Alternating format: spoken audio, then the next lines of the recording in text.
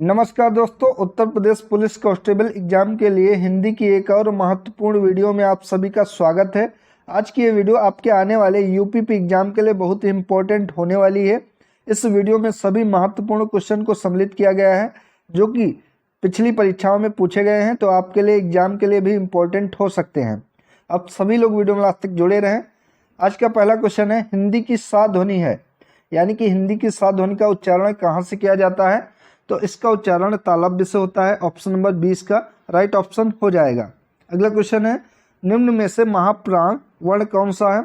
तो महाप्राण वर्ण इनमें से था है। Option number A correct option है। अगला, कौन सा वर्ण ओष्ठ नहीं है? ऐसा कौन सा वर्ण है इन ऑप्शन में जिसका उच्चारण ओष्ठ से नहीं होता है? तो माँ, बा और बड़ा ऊ, इन सभी का उच्चारण ओष्ठ से होता है सिवाय बड़ा आ के। ऑप्शन नंबर डी इसका करेक्ट ऑप्शन होगा।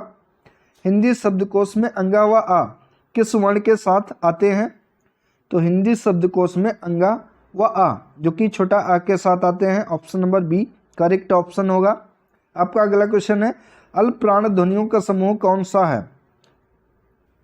तो इनमें से अल्प प्राण ध्वनियां वे होती हैं जो कि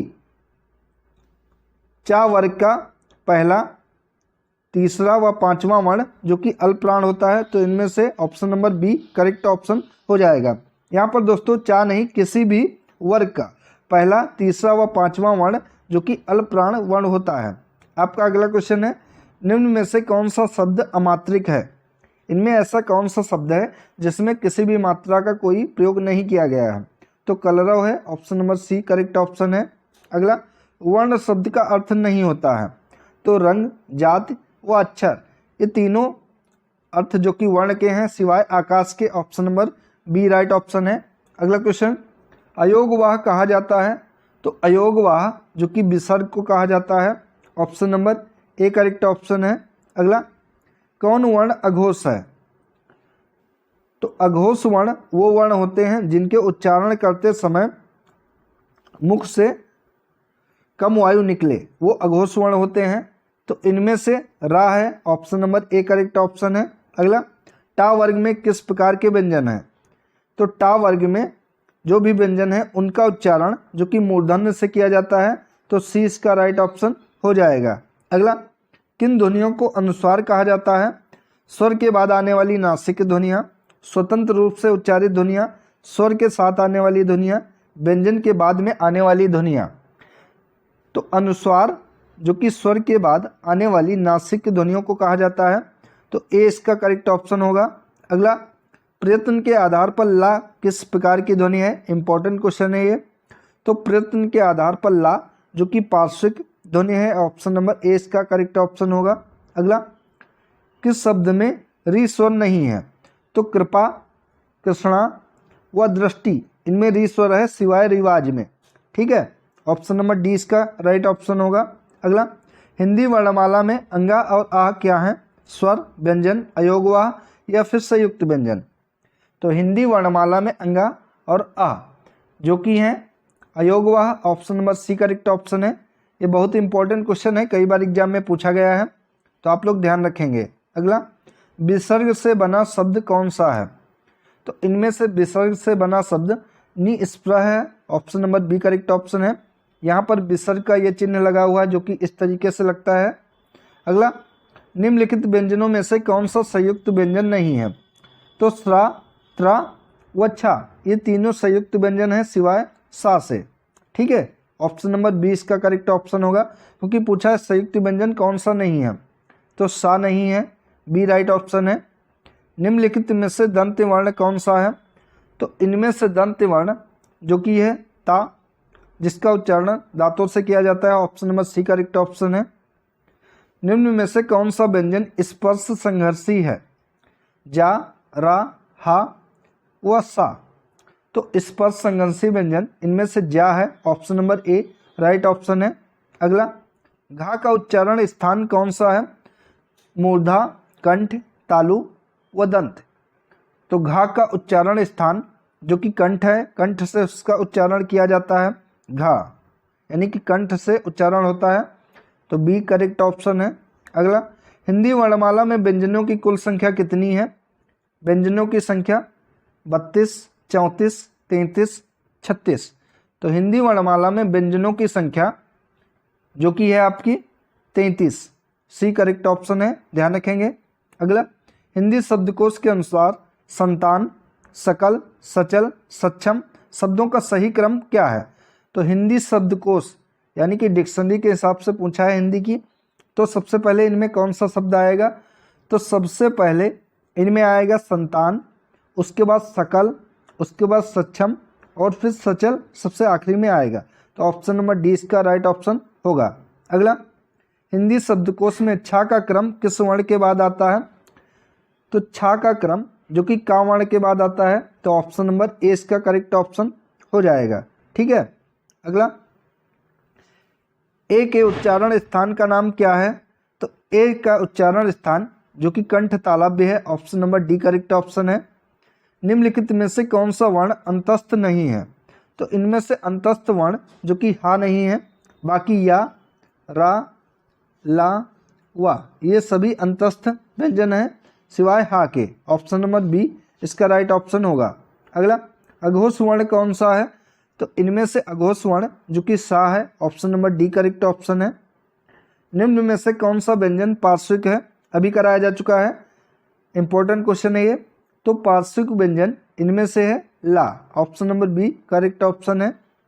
हिंदी की तालव्य ध्वनियाँ कौन सी हैं? ऑप्शन में से कौन सी ध्वनियाँ हैं जिनका उच्चारण तालव्य से किया जाता है? तो इनमें चा, छा, जा, झा ये ध्वनियाँ जिनका उच्चारण स्थान तालव्य है, option number A correct option हो जाएगा। ठीक है। और पा, फा, बा व भा ये ओष्ठ हैं। ठीक है। और टा, ठा, डा इनका उच्चारण मूर्धन्य से किया जाता है। ठीक है। अगला, कौन सी ध्वनि अल्प प्राण है? का, खा, धा, था व ता। तो इनमें से अल्प प्राण ध्वनि जो कि है ता, option number D correct option है। अगला, या, रा, ला, वा किस वर्ग के व्यंजन है? तो ये अंतस्थ व्यंजन है, option number C correct option है। अगला, हिंदी की स्पर्श, अघोष, महाप्राण, दंत व्यंजन ध्वनि कौन सी है? तो हिंदी की अघोष, स्पर्श, महाप्राण, दंत व्यंजन ध्वनि इनमें से कौन सी है? तो था है, option number C correct option है। अगला, निम्नलिखित में से अर्धस्वर कौन सा है? तो इनमें से अर्धस्वर है या, option number A correct option है। अगला, हिंदी की स्पर्श, घोष, महाप्राण, ओष्ठ व्यंजन ध्वनि कौन सी है? तो इसका राइट ऑप्शन होगा ऑप्शन नंबर ए भा है, ए राइट ऑप्शन है। आपका अगला क्वेश्चन है, इनमें से संयुक्त व्यंजन कौन सा नहीं है? तो संयुक्त व्यंजन इनमें से फा नहीं है, क्योंकि छा, त्रा व ज्ञा ये सभी संयुक्त व्यंजन है सिवाय फा को छोड़कर। ठीक है। ऑप्शन नंबर डी इसका राइट ऑप्शन होगा। निम्नलिखित में से कौन सा स्वर संवृत स्वर है? तो संवृत स्वर इनमें से पूछा है कि कौन सा है? तो संवृत स्वर जो कि इनमें से ई है, option number C correct option है, छोटी ई है, ध्यान रखेंगे। निम्न में से कौन सा व्यंजन स्पर्श संघर्षी है? तो स्पर्श संघर्षी व्यंजन इनमें से जा है, ए राइट ऑप्शन है। अगला क्वेश्चन, हिंदी की मूर्धन्य ध्वनियाँ कौन सी हैं? तो इन ऑप्शन में से कौन सी ध्वनियाँ जिनका उच्चारण स्थान मूर्धन्य है? तो ये हैं टा, ठा, डा व ढा जिनका उच्चारण स्थान मूर्धन्य है, तो ऑप्शन नंबर 20 का करेक्ट ऑप्शन होगा। भाषा विज्ञान की दृष्टि से बड़ाऊ किस प्रकार का स्वर है? पश्च विवृत, अग्र संवृत, अग्र विवृत या पश्च संवृत? तो बड़ाऊ भाषा विज्ञान की दृष्टि से जो कि है पश्च संवृत, तो ऑप्शन नंबर डी इसका राइट ऑप्शन होगा। हिंदी की बा ध्वनि कौन सी है? तो हिंदी की बा ध्वनि जो कि ओष्ठ ध्वनि है, option number B correct option है। वा का उच्चारण स्थान क्या है? इंपॉर्टेंट क्वेश्चन है ये। तो वा का उच्चारण स्थान जो कि है दंतोष्ठ, ऑप्शन नंबर सी इसका करेक्ट ऑप्शन हो जाएगा। निम्नलिखित में से दंत ध्वनियाँ कौन सी हैं? तो इनमें से दंत ध्वनियाँ ता है, option number C correct option है, क्योंकि इन ध्वनियों में जिनका उच्चारण दांत से होता है, जैसे कि का, छा व पा ये तीनों नहीं है, लेकिन ता का जब उच्चारण करते हैं तो दंत ये ध्वनि आ जाती है क्योंकि दांत का उपयोग करते हैं, तो सी इसका राइट ऑप्शन हो जाएगा। कौन से ध्वनि महाप्राण नहीं है? तो ध्यान आपको क्वेश्चन सबसे पहले अच्छे से पढ़ना है। क्योंकि नहीं है ये बड़ा कन्फ्यूज करता है। तो कौन सी ध्वनि इनमें से महाप्राण नहीं है? तो इसका राइट ऑप्शन होगा जा, जो कि अल्प प्राण है, महाप्राण नहीं है। तो ऑप्शन नंबर सी इसका करेक्ट ऑप्शन है। किस वर्ग का उच्चारण स्थान कंठ तालु है? तो कंठ और तालु से उच्चारण किसका होता है? हा, छा, ओ या फिर ए? तो कंठ तालु का उच्चारण इनमें से ए का होता है। ऑप्शन नंबर डी इसका राइट ऑप्शन है। इसे कंठ तालव्य कहते हैं। ठीक है, कंठ तालव्य से ए व ए का उच्चारण किया जाता है। ठीक है, ध्यान रखेंगे। निम्न में से कौन सा व्यंजन संघर्षी है? तो इनमें से संघर्षी व्यंजन है झा, ठा, हा व मा। तो इनमें से हा जो कि संघर्षी व्यंजन है। Option number C correct option है। निम्नलिखित में से कंठ ध्वनियाँ कौन सी हैं जिनका उच्चारण कंठ से होता है? तो इनमें से कंठ ध्वनियाँ हैं जो कि का व खा, जिनका उच्चारण कंठ से होता है। तो कंठ ध्वनियाँ हैं। Option number A correct option हो जाएगा। छा ध्वनि किस स्वर के अंतर्गत आती है? तो छा ध्वनि जो कि आती है संयुक्त स्वर्ण के अंतर्गत, संयुक्त वर्ण के अंतर्गत। ऑप्शन नंबर सी इसका करेक्ट ऑप्शन हो जाएगा। अगला, निम्नलिखित में से उच्चारण स्थान के आधार पर मूर्धन्य व्यंजन बताइए। तो इनमें से ढा व ढा जो कि मूर्धन्य व्यंजन है, डा ढा। Option number C correct option है। अगला, निम्नलिखित में से शुद्ध वर्तनी का शब्द कौन सा है? तो इनमें से शुद्ध वर्तनी का शब्द है जो कि वांगमय, इस तरीके से लिखा जाएगा। Option number C correct option हो जाएगा। अगला, नीचे एक ही शब्द की 4 वर्तनी दी गई हैं, सही का चयन करना है। 36, 36, 36 या फिर 36। तो सही वर्तनी है इनमें से ऑप्शन नंबर डी। इस प्रकार 36 लिखा जाएगा। डी राइट ऑप्शन है। निम्नलिखित में से शुद्ध वर्तनी वाला शब्द कौन सा है? तो इनमें से शुद्ध वर्तनी वाला शब्द है अंतर्धान। ठीक है, अंतर्धान यहाँ पे ऐसे कई जगह ऐसा दिखा होता है अंतर्धान, तो ऐसा नहीं लिखा जाएगा, इस तरीके से लिखा जाएगा। जो उड़ती वाली राह है ये ता में ना लग के धा में लगेगी, ये अंतर्ध्यान होगा इस तरीके से। Option number A correct option हो जाएगा। एक ही शब्द की वर्तनी 4 तरह से लिखी गई हैं, सही का चयन करें। तो इनमें से सही वर्तनी है ऊपर ही लिखित। Option number B right option है, ऊपर ही लिखित, इस तरीके से लिखा जाएगा, ऊपर ही लिखित। इन नामों में से एक ही वर्तनी अशुद्ध है, वो कौन सी है? कौशल्या, मैथिली शरण गुप्त, राहुल सांत्यायन, मेघनाथ। तो इनमें से पूछा है कि कौन सी वर्तनी अशुद्ध है? तो राहुल सांत्यायन ये वर्तनी अशुद्ध है। ऑप्शन नंबर डी इसका करेक्ट ऑप्शन है। नीचे एक ही शब्द की वर्तनी 4 तरीके से लिखी गई हैं, सही का चयन कीजिए। अनुग्रहित, अनुग्रहित, अनुग्रहित या फिर अनुग्रहित। तो इनमें से सही वर्तनी है अनुग्रहित, इस तरीके से लिखा जाएगा। सी करेक्ट ऑप्शन है। इनमें से एक शब्द की अशुद्ध वर्तनी है, कौन सा शब्द है? तो अशुद्ध वर्तनी इनमें से जागृत की है। Option number C correct option है। इनमें से कौन सा शब्द शुद्ध है? यानी, वाल्मीकि, उज्ज्वल, द्वंद्व। तो इनमें से शुद्ध शब्द पूछा है जो कि यानी है। Option number A correct option होगा। इनमें से शुद्ध वर्तनी का कौन सा शब्द है? तो ज्योत्सना, जो कि इस तरीके से लिखा जाएगा। Option number C correct option है। अगला, निम्नलिखित शब्दों में से शुद्ध शब्द कौन सा है? जिजीविषा, जिजीविषा। तो जिजीविषा कैसे सही लिखा जाएगा? इस तरीके से, जिजीविषा। ऑप्शन नंबर 20 का करेक्ट ऑप्शन होगा। इनमें से शुद्ध वर्तनी का शब्द कौन सा है? हिरण्यकश्यप कैसे लिखा जाएगा? तो हिरण्यकश्यप इस तरीके से लिखा जाएगा। Option number A correct option है। अगला, वर्तनी की दृष्टि से इनमें से अशुद्ध शब्द कौन सा है? तो वर्तनी की दृष्टि से इनमें से अशुद्ध शब्द है यानी, क्योंकि ये यानी इस तरीके से लिखा जाता है।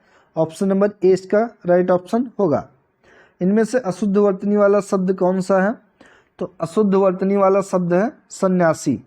ठीक है, सन्यासी इस तरीके से लिखते हैं यहाँ पर, सन्यासी इस तरीके से यहाँ पे बिंदी लगती है। तो ऑप्शन नंबर डी इसका राइट ऑप्शन हो जाएगा।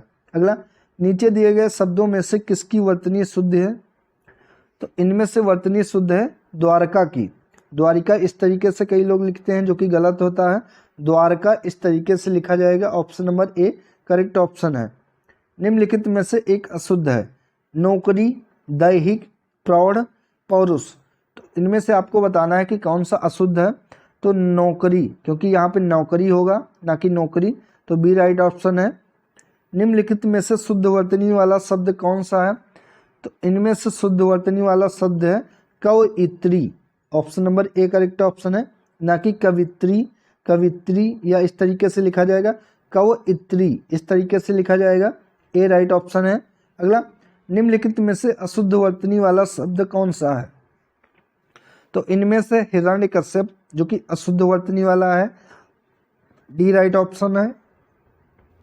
अगला क्वेश्चन है, निम्नलिखित में से शुद्ध वर्तनी वाला शब्द कौन सा है। अनुसांगिक कैसे लिखा जाएगा।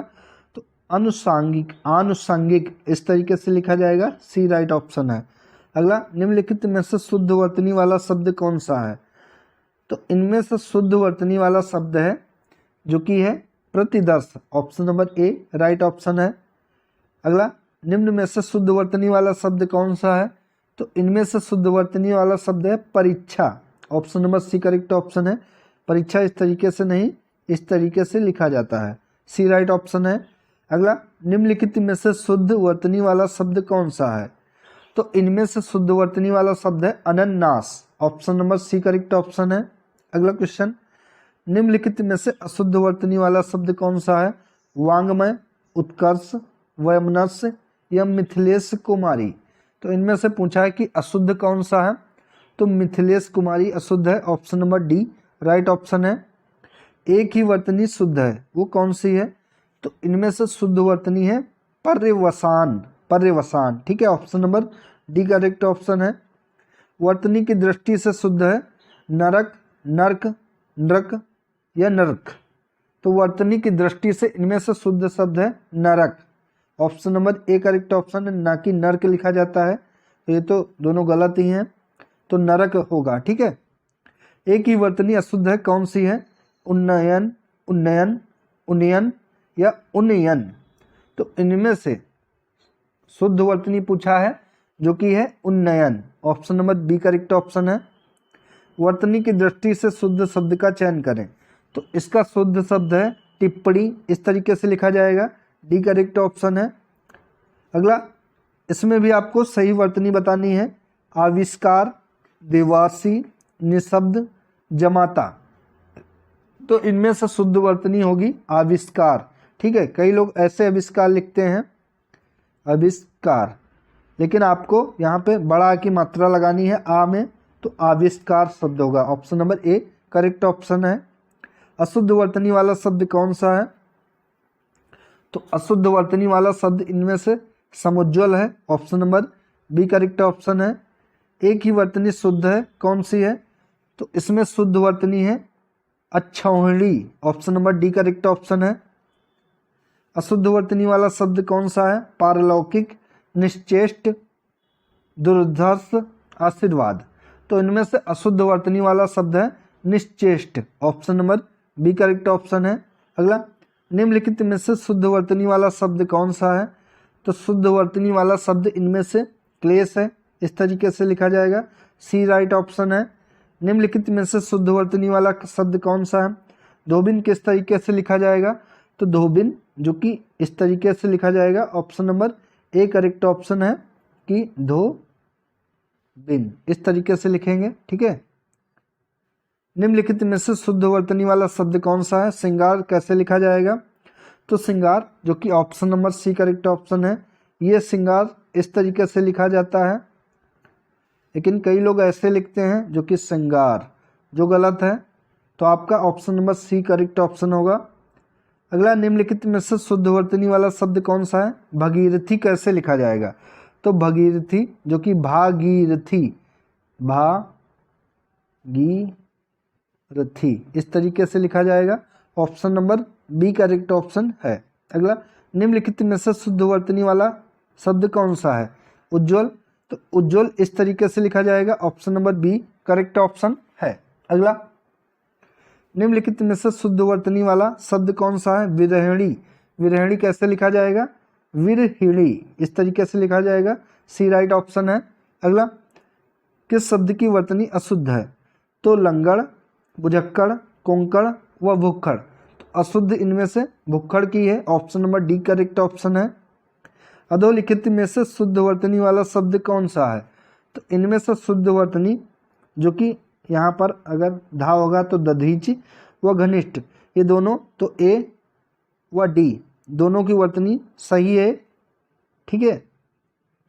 निम्नलिखित में से शुद्ध वर्तनी वाला शब्द कौन सा है? पूजनीय, अंताक्षरी, तदोपरांत, कवित्री। तो इनमें से पूछा है शुद्ध वर्तनी वाला शब्द कौन सा है?